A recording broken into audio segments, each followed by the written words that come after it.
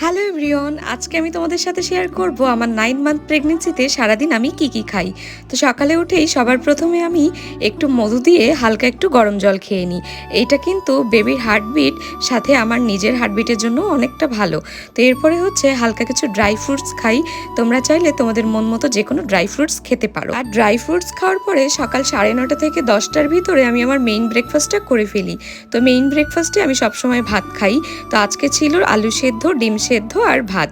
তো এরপরে ব্রেকফাস্টটা করার পরে আমি কিছুক্ষণ ব্রেক নেই, তারপরে 12টার দিকে আবার ফ্রুটস খাই। আর আমি প্রত্যেক দিন 3 রকমের ফ্রুটস খাওয়ার ট্রাই করি। তোমরা চাইলে 3 কালারের যে কোনো 3 রকমের ফ্রুটস খেতে পারো। তো এরপরে হচ্ছে 1টা থেকে 1:30টার ভিতরে আমি আমার লাঞ্চটা সেরে ফেলি।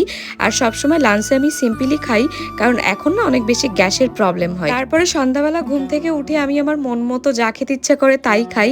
আর ডিনারটাও কিন্তু আমি আমার মন মতো করি। তো চলো আজকের মতো টাটা।